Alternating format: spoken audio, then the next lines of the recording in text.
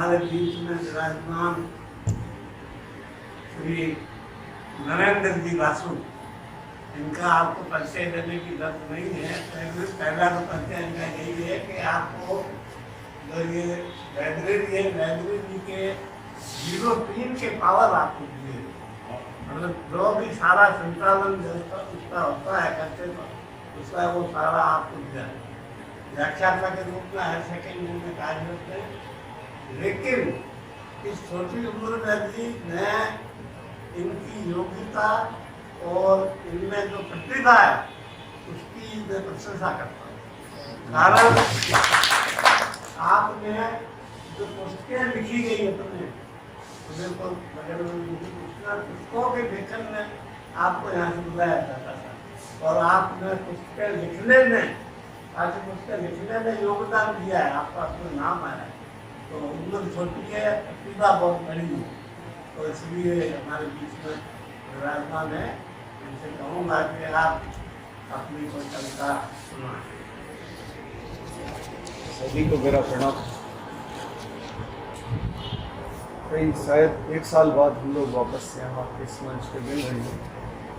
पुस्तकालय में वैसे जब आनंद जी का आगमन हुआ उसके बाद खूब सारे कार्यक्रम अपने यहाँ कराए गए और हम लोग मिलते रहते हैं। इस जो 1 साल का जो समय था, इस समय में हमारे साथी मुकेश जी ने हमें बहुत प्रोत्साहित किया इस बारे में, और जहाँ तक मैं समझ पा रहा हूँ कम से कम हमने 8-10 गोष्ठियाँ ऑनलाइन करी।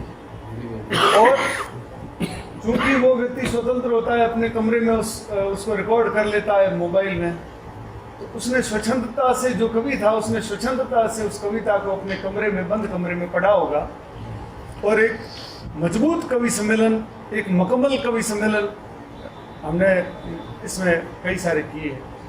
मैं अधिक समय न लेते हुए, जैसा अभी हमारे मामा जी लक्ष्मण सिंह जी ने अभी फरमाया कि कई प्रकार के संदेश कविता देती आई है, तो बिहारी का दोहा आपको सभी को स्मरण कराते हुए अपनी बात कहता हूँ। उन्होंने तत्कालीन राजा को, जहाँ तक मैं समझता हूँ जय सिंह जी थे, उनको अपने उस कार्यकाल में जो उन्होंने अपनी रानियों के साथ जो संसर्ग में जो समय बिताया, तो उनको लगा कि नहीं, ये समय ठीक नहीं है।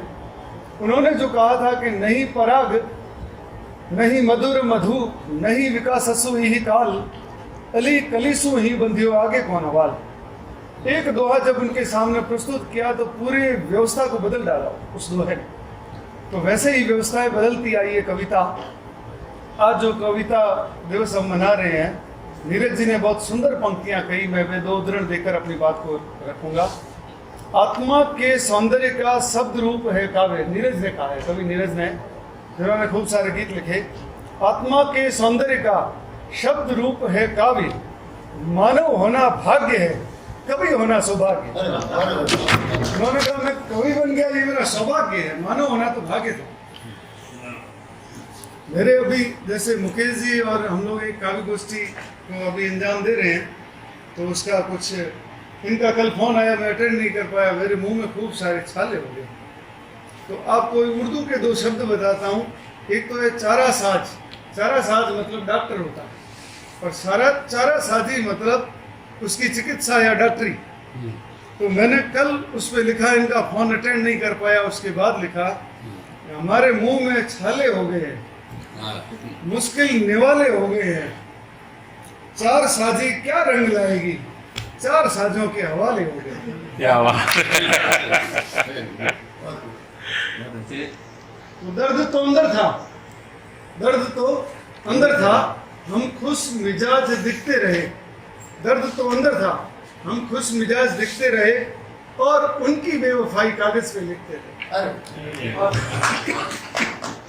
अब देखो कितनी सुंदर बात कवि लिखते हैं। किसी ने लिखा है कि 2 शब्द तुझे सुनाने को, 2 शब्द तुझे सुनाने को, कितना कुछ कहा जमाने को।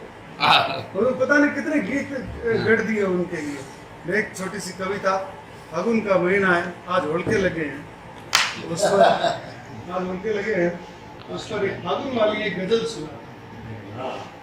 कच्चे पक्के जाने कैसे रंग लाता है फागुन, कच्चे पक्के जाने कैसे रंग लाता है फागुन, रोम रोम में मेरे तो बस रम जाता है फागुन।